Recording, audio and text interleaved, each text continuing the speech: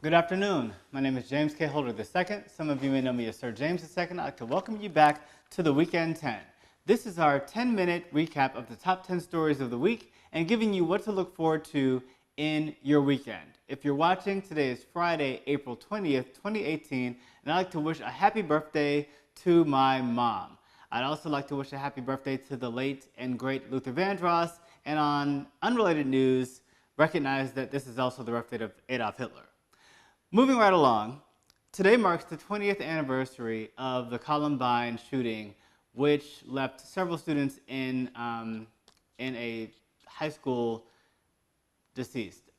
This was probably the most shocking of, the beginning of this, what we've seen in the mass shootings and just the culture of terrorism that has invaded our schools and has definitely continued since then. I mean, I think just as a student, in that year when Columbine happened, I was in the 8th grade, and I remember that day and just sort of the cultural shift of what it meant to go to school and what it felt like to be in a school in America at that time. The culture has changed. I think some people have gotten maybe numb to it, but what is refreshing to see is that on today, students all across the country have united behind walkouts to protest gun violence, specifically the shooting in Parkland, Florida that happened earlier this year. So it's while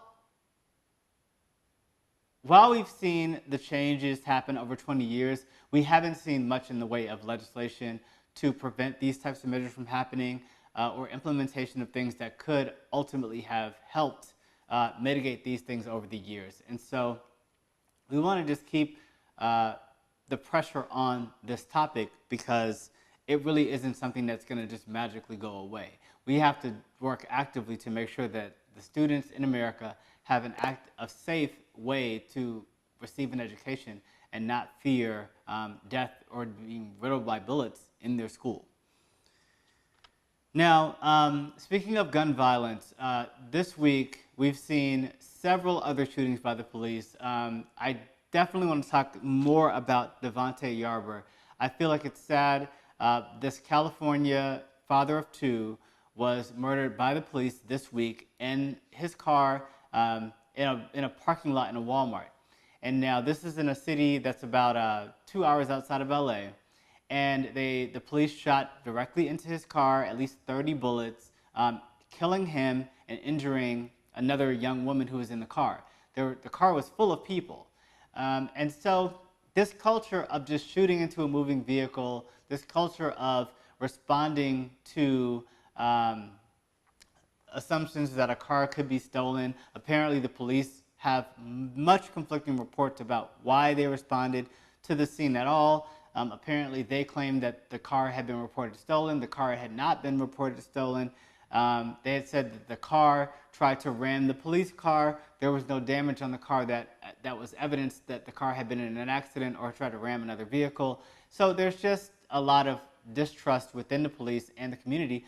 But I want to talk about a series of other issues that have happened in this country that are not new. They've been going on all along, but we're seeing this sort of rising to the top of this weaponization of the police against people of color when they don't behave in retail establishments. So, of course, everyone's very familiar with the Starbucks occurrence.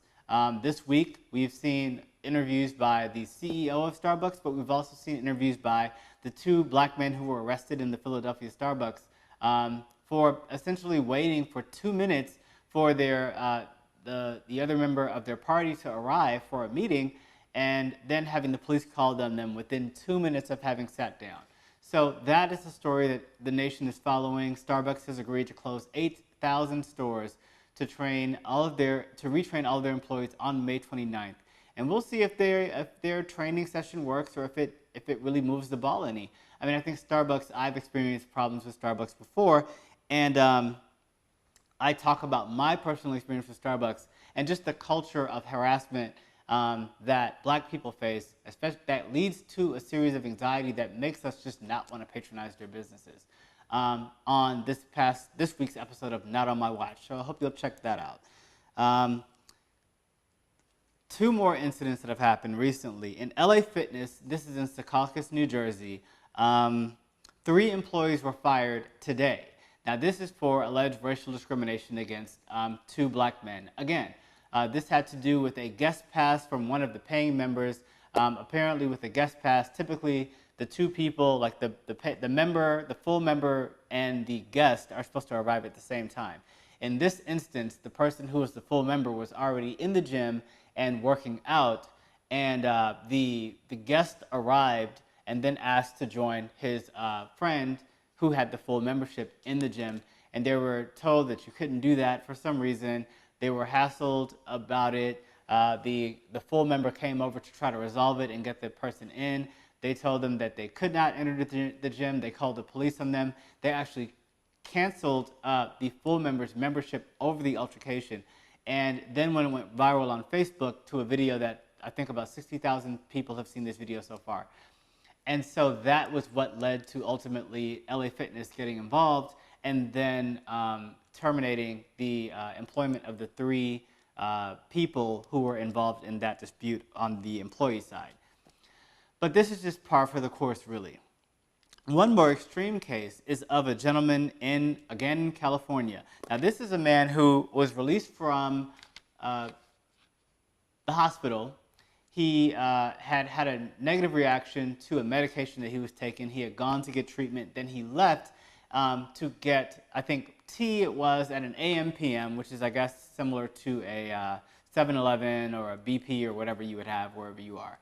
And something went wrong with the transaction. I think he was either overcharged on his card or he didn't like the tea that he bought. Something happened and he tried to return the tea. And I believe this was not like a cup of tea, but I believe it was like a box of dried tea that you could just return. It wasn't like something that was made for him. And so they get into a dispute, he and the clerk calls the police on him.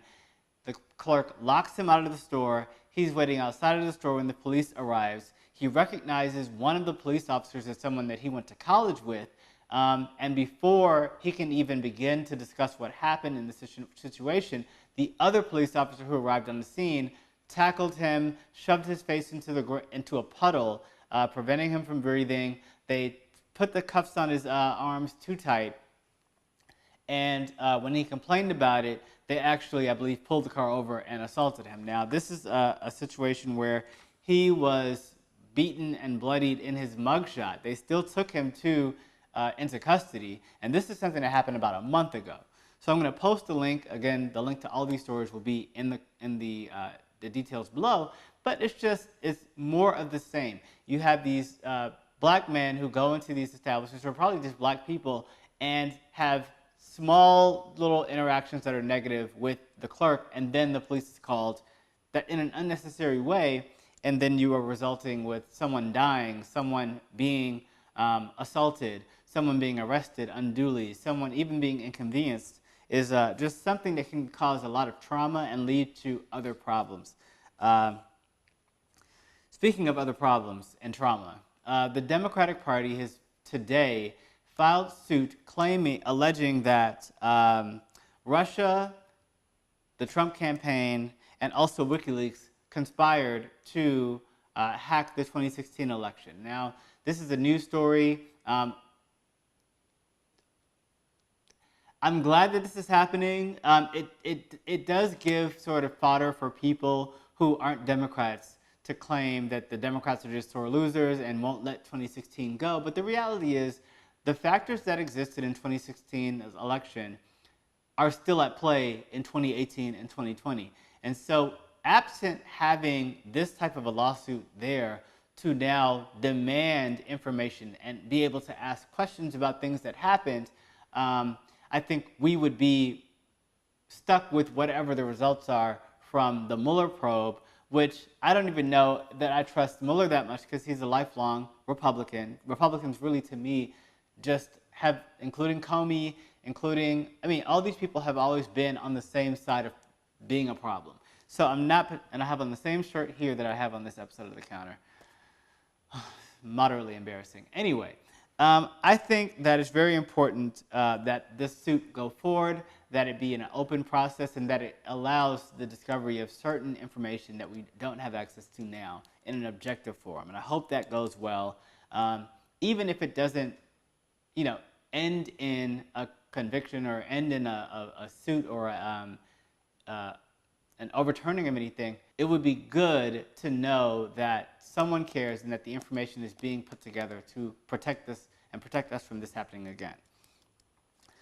I want to talk briefly about another thing that is going on. As you all know, today is 420. This is where basically white people get to flaunt around and celebrate the fact that they can smoke weed in public and light up in pictures on Instagram and not have it weaponized against them when they go to apply for a job or when they are even roaming about around the city. I think we know that there's incredible disparities between the way drug offenses are policed and charged on black citizens versus white citizens, and it really is kind of a slap in the face on a social side. But it's good to know that Chuck Schumer, who I'm not a huge fan of, has today introduced a bill that will ultimately decriminalize marijuana across the entire country. And this is something that many people have been advocating for. It is supposed to be groundbreaking, a pitch. Hillary Clinton did propose to move marijuana from a Schedule I to a Schedule II drug, which would make it less,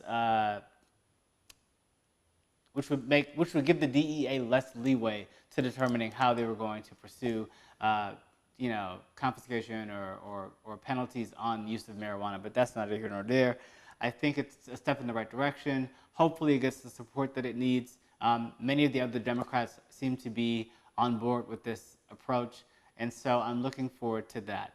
I hope you will enjoy a safe and happy weekend. If you're in Atlanta, enjoy the Freaknik, which is coming back for the first time in, I believe, 22 years, maybe 24 years. But be safe, be careful, and don't get assaulted. And hopefully we'll have good news to report next week about how it went and that we will have that tradition restored in the city of Atlanta. I would like to ask you all, as always, to like, share, comment, and subscribe. I want you to retweet this and repeat this. And as always, I want you to relax, relate, and resist. Thank you.